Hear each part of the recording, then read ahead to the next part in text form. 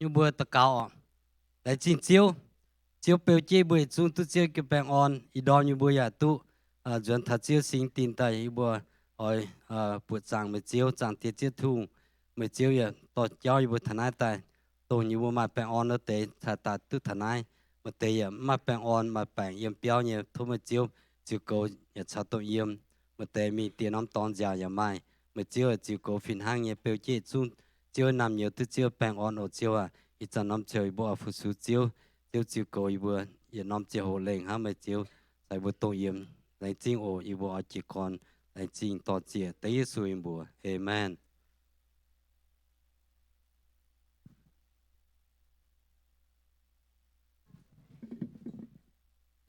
Alo, thầy nhỏ bèn on đom đóว่าบัว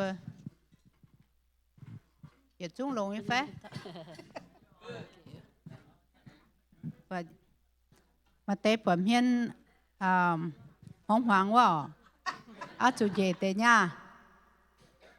tế nhà ổn bây giờ chú về chú hết là hết về nhà là về bấm ngạt ồ về hắm chạy ngạt nhung ồ ok bây giờ chúng số chỉ xin bảo chúng ở em phạt chụp yết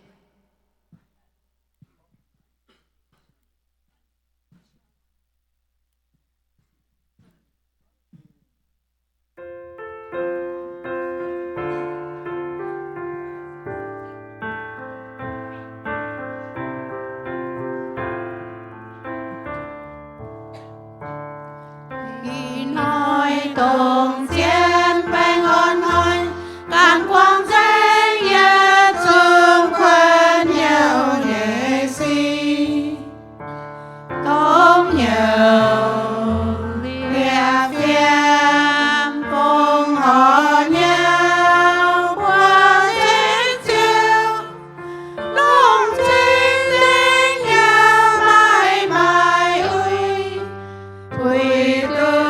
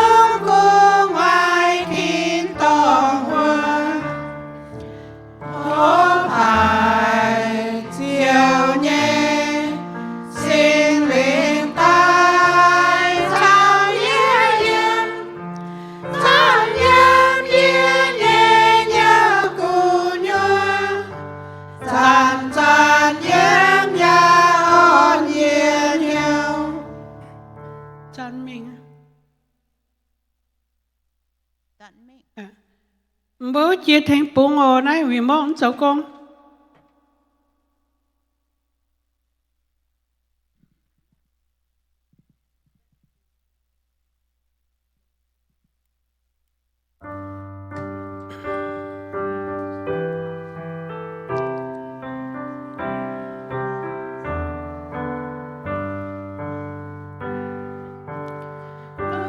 Hãy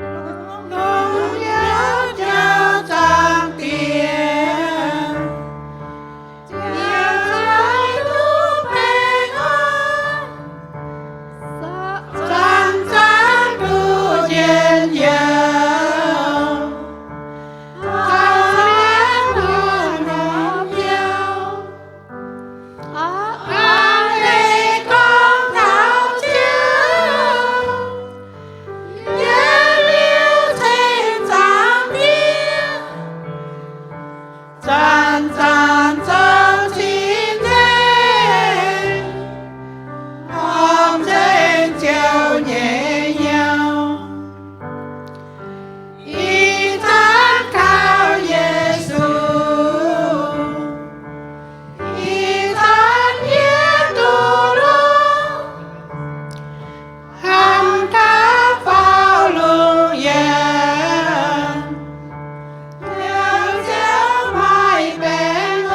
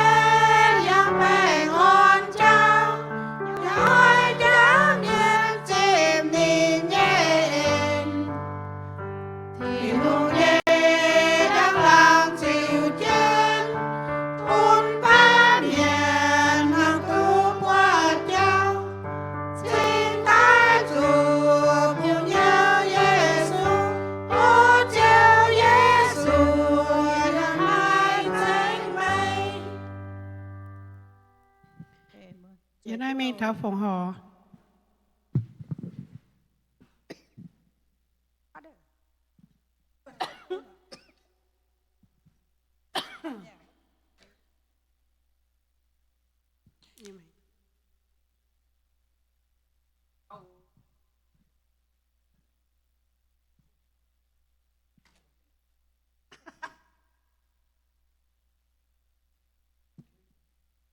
tin hùng bản hoi y biết rằng thế tin hùng sẽ sụp kít tù y bị hoi yếm cho như sinh tiền ở dùng sinh tiêu thay cho như bùa quân cho như bùa tu giang làng cho tin hùng à y bị hoi là bản hoi trời công y bị tu ấy bị ấy rằng thếกันnhư ấy na ổ chiêu à phụng quân chỉ su nguyện thế tin nhàn phụng họ tài lộ chiếu cho như công tên chỉ su kít tù như bùa.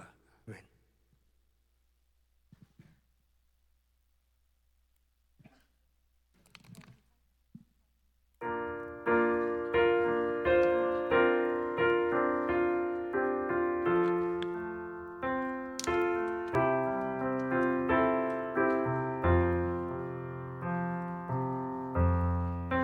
Người Giêsu cho em phụng buồn thiên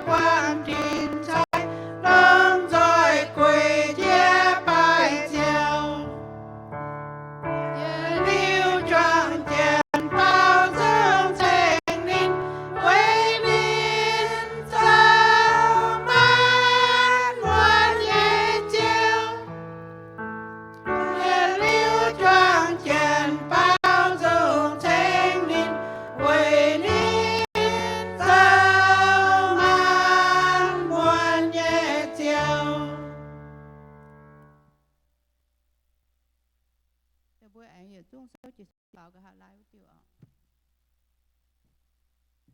Bố anh hay hải căn chân chữ Giêsu mình.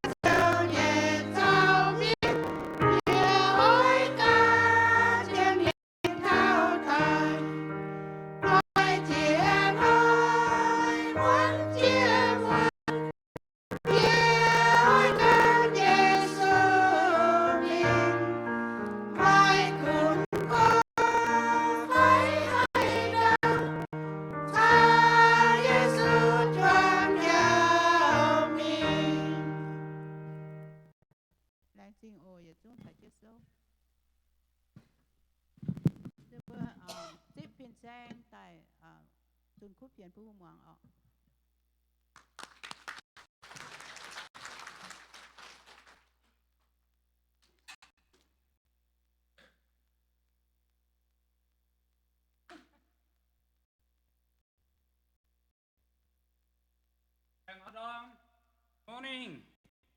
Lần sinh hợp bữa chiếu bữa thiên hùng anh hay chip bữa yếm cô yếm phát biệt chiếu yếm biểu bữa số bữa thiên hùng idom. Welcome you near or far here this morning to worship God in our thousand. Tanai if I my thousand. If I anyone that first time here with us, we want to acknowledge you too.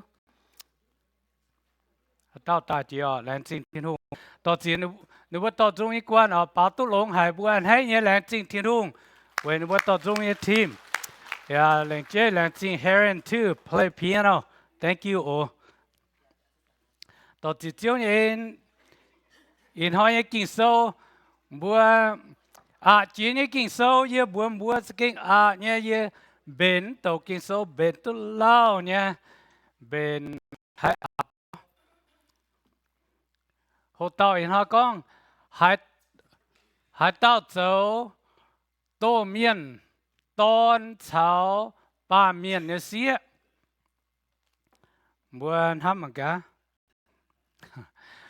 Who were the son of God and the daughters of men? Buồn mà cái in họ kinh số ở con thằng này. Buồn tuân hâm thảo như phải.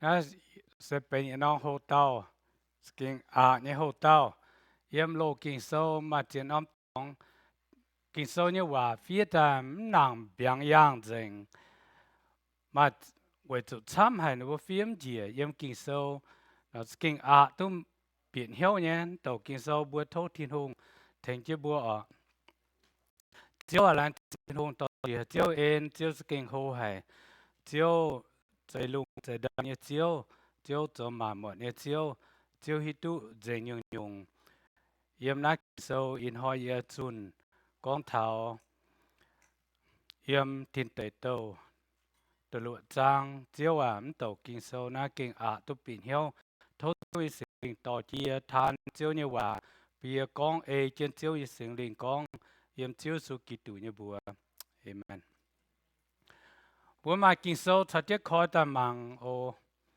โตยนาทินเตโตตลอดจางแต่เย็นเท่าตะเฟยเยี่ยม Genesis chapter 6 verse 1 to 4 đào nhém bài tổ bia yểm hang yểm lùng đĩa miền man chỉ con hàng chiến pháo anh dùng tu xía mai tế tô miền ton bọt ba miền ấy xía rồi nè bùa ya kín tế lùng châu áo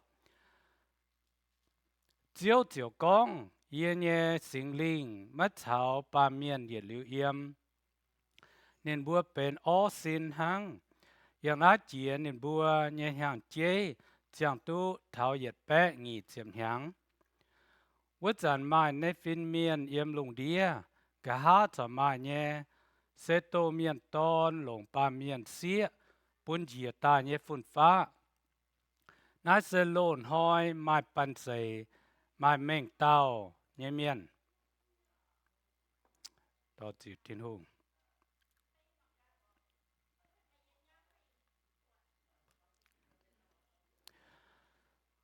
chỉ conว่าchỉ conว่าแจ้งเท้าจันพ่อเม่งให้ใจเสร็จเนี่ยใจฟุ้นไฟดอดเจียตาเนี่ยฟินเมียนต้องจ้าชาวป่าเมียนเนี่ยเสีย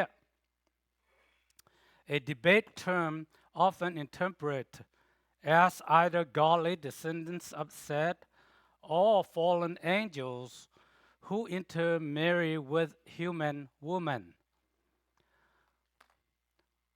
Kinh sâu bữa tút tổ tai, bữa mạng thảo ba miên, ya mà chám nhé, với chủ nát đầu kinh sâu na, nhé kinh sâu, tuพ่อmình. Bữa in hoi bữa mạng thảo nát đầu kinh sâu. This message today is very hard to and very difficult passage. So a lot theologies, they have questions about what is the Son of God or daughter of man. Với chủ lại và như sĩ tham kiến pháo, thiên hùng tình hiếu, miệt bàm kên, lồng biung suy yếm, quát dành phiếu dành, nhung nhung cái nai. As a result of this widespread wickedness, God decided to destroy the earth with a flood, wiping out all living things.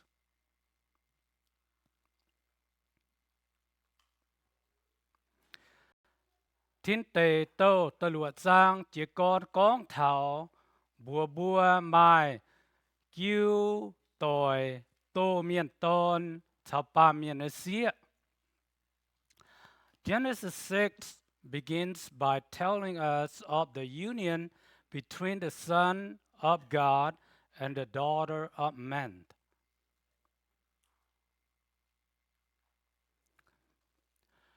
Tô miên tôn, bọt ba miên xía rồi, nhưng bữa gió tai lùng dấu áo.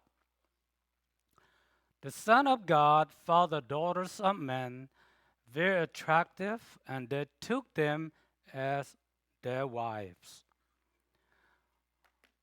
Bữa mang thảo bữa bọt như phải, sự kinh con. Nếu bọt hát tao xía rồi, nếu gió tai, so nếu bữa như áo. You can see that. You compare to human and compare to giant. You see how different it is? Vậy thì bố ba miền sẽ phải tông nát tế skin hô hay như miền. Bố mà ba miền nó xía sơ chứ bảng này chăm suy con ha. You see that? Compared to the giants in the Bible, who knows? Could be angels. Let's get a human lady's very short.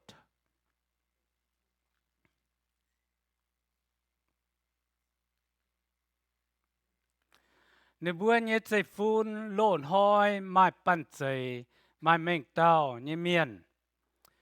Their offspring are described as mighty men who were of old, the men of renown. Sẽ con chạy tông nát đại miền, sẽ chạy sẽ con bệt phim miền, chỉ tai lồng ba miền ở xía. Bữa mang cá, nếu mới chạy phun đồ nái hố, nếu mới phải chơi đồ nái hố, bữa mang cá, nó sẽเป็นhát bữa con nè, hát chẳngเป็นแต่ว่าcái nàyจริงนะว่า you know that? That's how the human race, if you think the angels might marry the daughter of man, look at the baby grow up so big, look like a beast, right?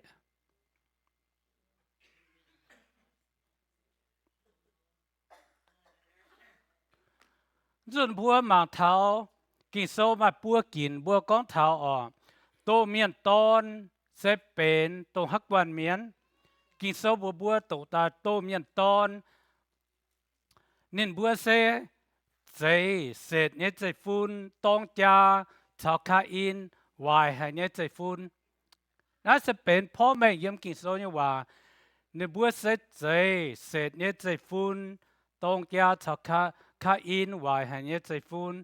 The Son of God, there were godly descendants of Seth intermarry with the wicked descendants of Cain. Nó sẽ hayเป็นtổ kinh sâu miền, nếu vua cho phiên sang miền, nếu vua con tài sẽ hayเป็นnóเป็นเศษเนตใจฟูนเศษเนตใจฟูนจะเป็นเยี่ยมทินเตโตแต่ไฟจ้างยี่จะมีเยี่ยมเศษเนตเจียก้อนเฮลทินหุงยบัว in Genesis 4:25 or something that said begin to call on the name of the Lord.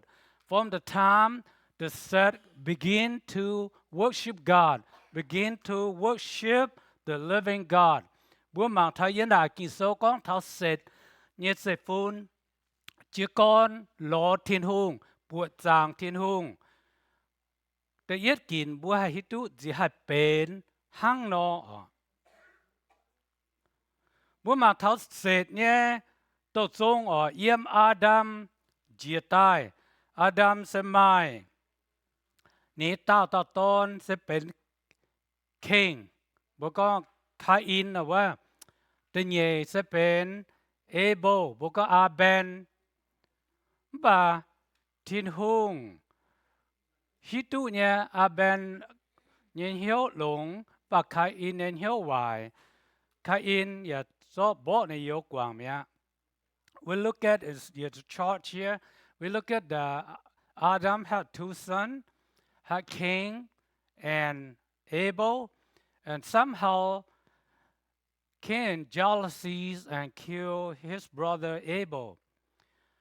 And thiên hùng em pun Adam and my tao the farm tao ton his said na bu con said nên nhé phun phá dìa bùa mảng thảo wa chát bùa buồn yếm bung dìa trên tai thảo cả đĩa lem mẹc wa lem mẹc sẽเป็นกะหัดลายนี่ตอนsẽเป็นโนยา Okay, look at the chart in here chronological out the line that from Seth again God gave Adam had another third son named Seth and his descendant all the way down to Lamech and his son is Noah.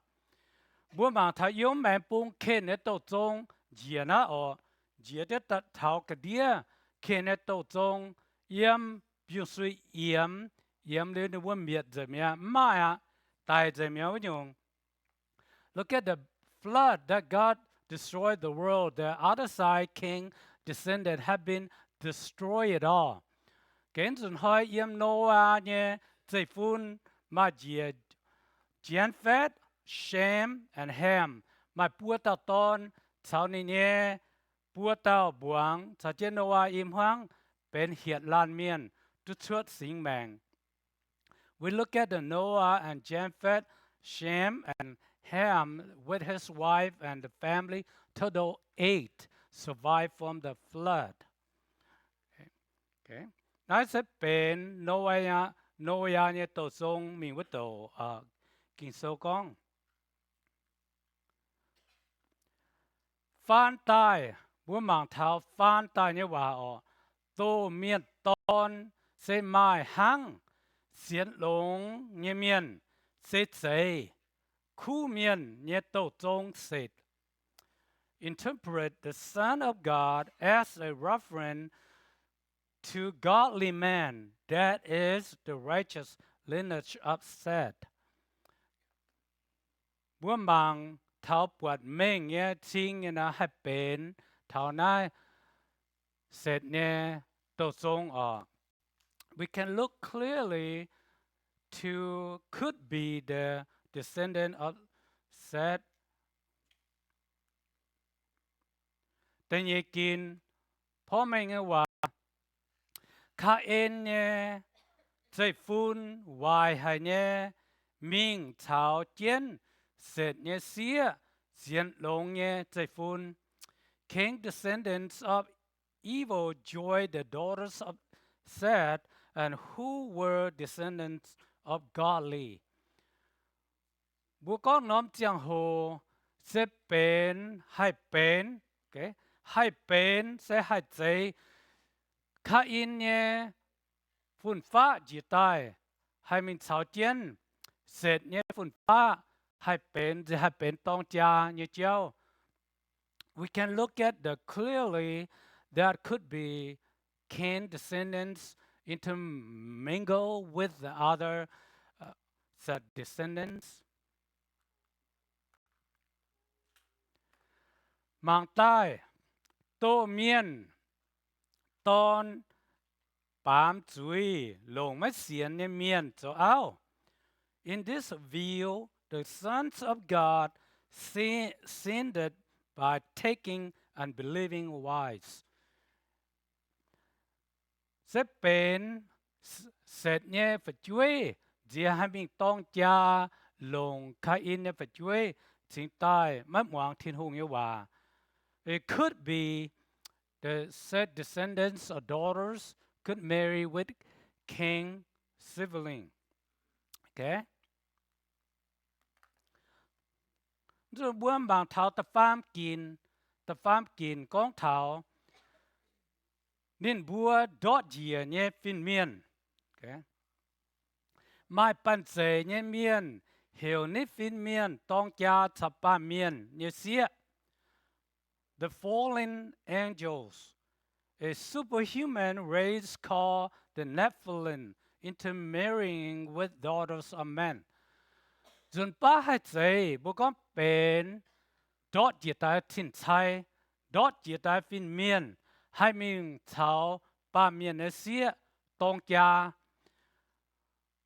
บัวหล่นหอยบัวหายเก้ากองฟินเมียนหลงป้าเมียนมาอีไฟโดนฮอกก็หวานบ่หายไฟไม่หายอ๋อ chẳng khe câu bữa hít xiên nhé cầm diễm con là xem chạy kinh sâu như hòa nhá yếm chỉ kinh sâu nó y phun xiên như hòa y cầm diễm ta con y con sẽ xiên như yếm kinh sâu như hòa bữa màng con kinh sâu con tông nóm chiều hồ thiên hùng nhìn hiếu tham ruột nên phải tu yếm tung chạy nó để miền tai nào wá bữa chẳng tu như phải thiên hùng tham ruột it could be that angels marry the human that I talk about. I never heard about angels marry the human.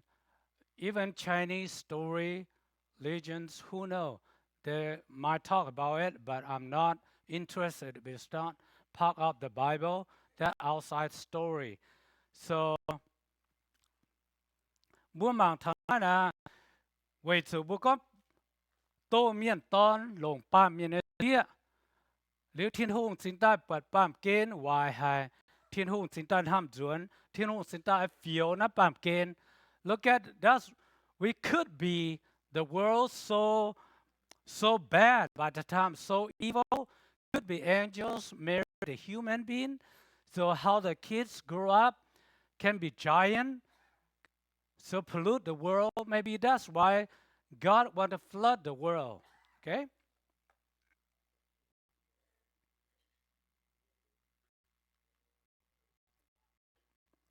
Chúng ta yếm sao miền sâu, chỉ phàm trang, và chỉ phàm yếm.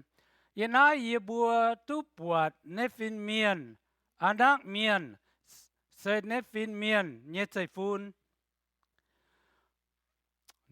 Number 1333, we saw that Nephilim were the descendants Anak come from the Nephilim.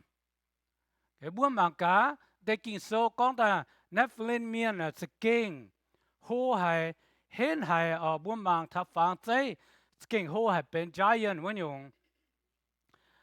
Kinh cầm dĩa hài na với chủ, kinh số con yếm nom chế hồ na, thiên hồ ở quá lùng đĩa na, mai là quan miền, xuất tài vẫn dùng. We can see the way here could be giants, Nephilim children, intermingle with the humans. So that's why so evil. God want to flood the world. Could be, okay?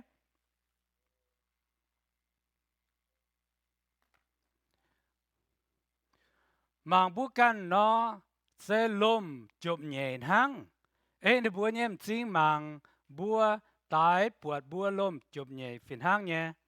We seem like grasshoppers in our own eyes, and we look at the same to them. Tông nó búa buat nát tệ miền, Nephilim phải Nephilim na, buat nó búa kinh hô hay mang búa cái nó buat lúa chụp nhẹ ha na. Kinh sâu ha nó con nhá.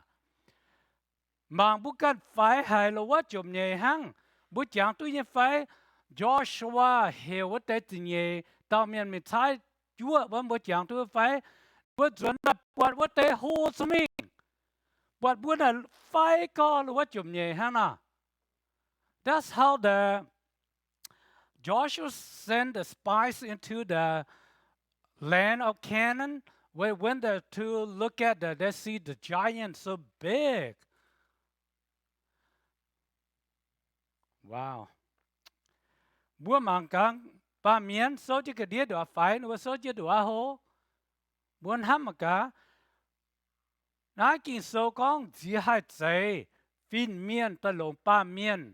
Nếu dùng suốt tay phải chui sai bên,แต่cái này chính mà nhá,มันใจเมียนนะเนี่ยฮันเราทิ้งหุ่งตาอันเมียดปั้มเกณฑ์ทิ้งหุ่งสิงตาตีปั้มเมียนเนี่ยจุยเสวยให้เป็นข้างในแกยิ้มก้อนเจียนจะให้เป็น could be นี่งโอเค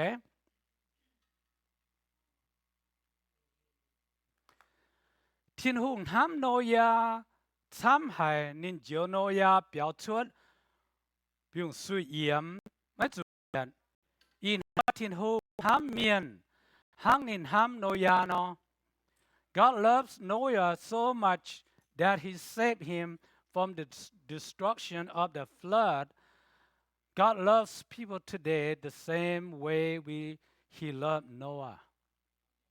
Với sự in hoi thiên hùng ya phiền hang nghe chỉ đàng nên ham Noah ít ra nên ham bùa phiền hang thiên hùng oi bùa coi hiếu. Back then, God loved Noah. Even today, God loves us. God wants us to repent. Okay? Sự con buông coi hiếu, sự con buông yếm hang yếm Noah như lùng đi, nó buông ya ắt tài. Noah lùng đi mi ắt tài. If we live same like Noah day, we could destroy just like Noah back then. Okay? Về nãy kinh sâu con, Joel yếm Chúa Giêsu, Gioan số thứ 5 章 ta lùa yếm Giêsu tao, Giêsu tông minh giảng điều vô tiêu giáo, ya tông chiến lệ, ya tông giang mènh, xuất liu khảo yê, mai mai hai tao, hai mình tu thảo giảng điều wa. Salvation is in Jesus the Lord. Jesus answered, I am the way, and the truth, and the life. No one comes to the Father except through me. Chúa Giêsu nên ở phiền hang nghe trên đàng thiên hùng phải Giêsu ya chiếu Noah biểu đút chủ tài nghe chiếu. In hỏi Chúa Giêsu ở phiền hang nghe ở chiếu bùa biểu đút tài nhuận nghe chiếu. Today same thing. Back then Jesus saved Noah from the ark, from the flood. And today, Jesus wants to save us from the hell, okay, or destruction. Chúa Giêsu này bền chiang á, này có nín sẽ tông với tiêu giáo, ya tông chiang chiến lệ, ya tông chiang mèng. Chúa Giêsu này cần bền chiang tiêu giáo, hang chính đàng nên thành Noah, ít ra này ở thành bùa phiền hang. Back then, Jesus saved Noah, and today Jesus wants to save us. Same thing, from destruction.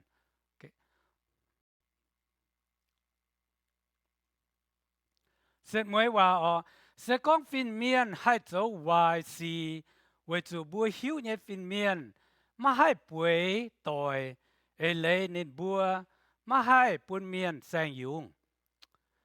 If there were the angels that cause us problems, because we know that the angelic beings do not have sex organs, meaning that they would not be able to give birth. Bữa mạng tháo ra thay yếm kinh sâu sẽ con phiền miên hay lồng ba miên như xiết cho áo bữa hít tu phiền miên là nên mà hang ba miên nhung yếm buồn bùa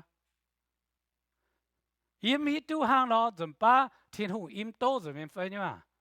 Okay. You have to look into that. I don't know how the angels can grow with the human girls, can be married. Even angel, the Bible clearly said that angel does not a human.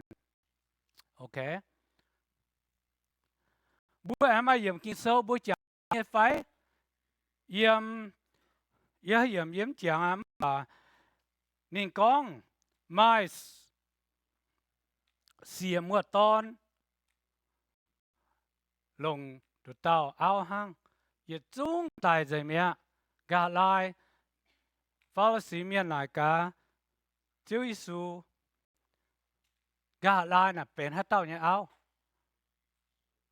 In the Bibles that clearly stated, the Pharisee asked a question about Jesus that the one woman that married 7 brothers, and at last they all die. And who is the wife? Okay. Chúa Giêsu có mà bốn tổ chiếm tổ kinh số phải yếm bám kên miền lồng áo lồng gỗ bám miền thảo thiên tông muốn lồng áo lồng gỗ muốn hang phìn miền nó. Okay. Hang nó là con phìn miền này nó muốn hai lồng áo. Okay.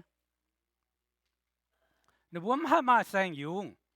Nó tự yết điều như phò bùm lồng tao mình ham ở. Tất nhiên thiên hùng mai an hay tô miên ton sapa miên xía cứu tỏi. God was not pleased with the union between the sons of God and the daughters of man.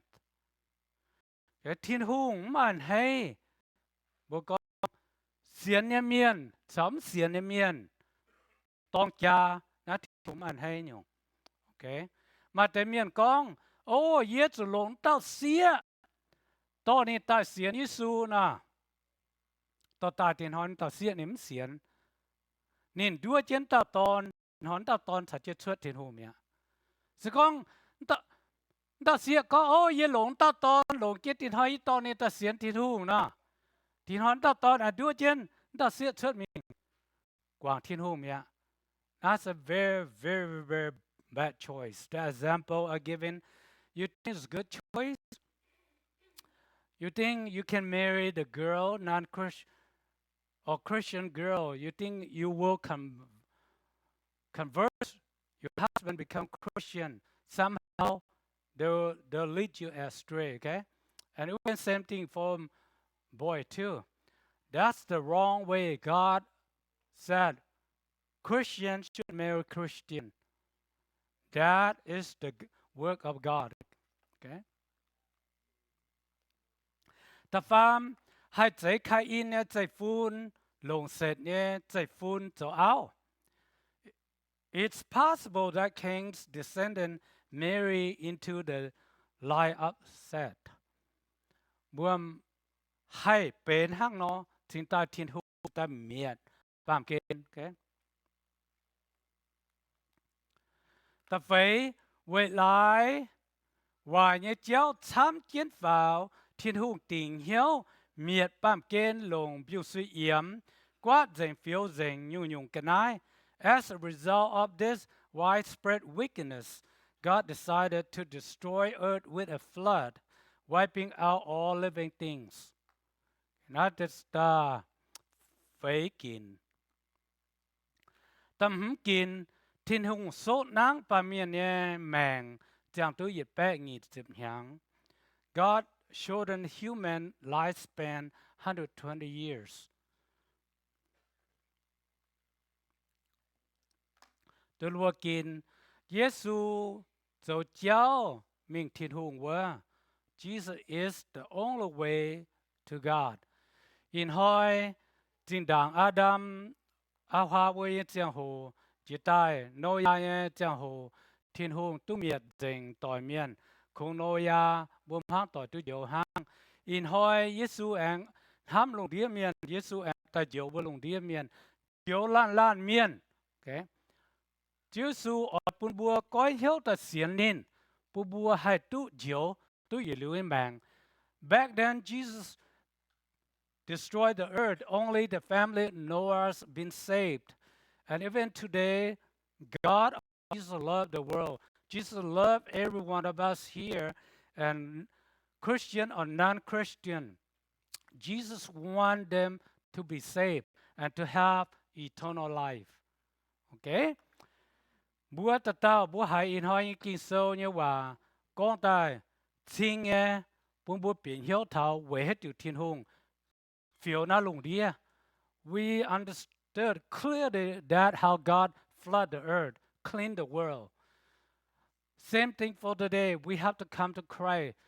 God offer eternal life only in Jesus Christ. So con hát tao ta tiếp Giêsu tổ chiếu tổ tu lưu nhà mạng. Mà hát tao in hong ken tu tiếp Giêsu tổ chiếu mà phải. For anyone here, you haven't received Jesus Christ to be your Lord, your Savior. I want to invite you to accept Christ to be your Lord, your Savior today. Don't be like Noah's day, okay? Bốn tụt xuống nằm thôi. Bữa mỏng quần mèng, bữa mèng là skin hay. Kỳ sâu con hang bữa dìm mình chính nó. Our life just like a twinkling of eyes could be gone in a minute, okay? Ta tao tu xiên gì phải? Amen, như phải? Amen. Bữa hay in kinh sâu như hòa thành tu mới như phải? Thành tu có amen. Just bow our head and pray, okay?